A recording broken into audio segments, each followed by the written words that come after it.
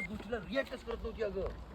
तुला माहितीये त्या वाघिणीला इम्प्रेस करण्यासाठी खूप प्रयत्न केले, खूप रिक्वेस्ट केली तिला, ती काय ऐकायलाच तयार नाही. पण तुला माहितीये तो वाघ स्वतः विसरला अगं की तो वाघ आहे आणि तिच्या मागे लुडबुड लुडबुड करत होता तिला मनवण्यासाठी.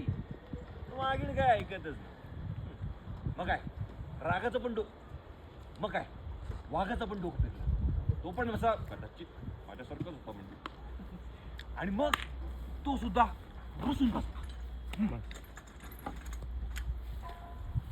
मग काय मग हेल्पलेस झालेली वाघीण त्याच्याकडे आली. मग तो तिला काय बोलला असेल ना, सांग ना काय बोलला असेल. तुला नसेल माहित, मी सांगतो. तो तिला म्हणाला, मला जरा एकदा गोड डरकाळी फोडून दाखव ना. ती वाघीण लाजली आणि निघून गेली.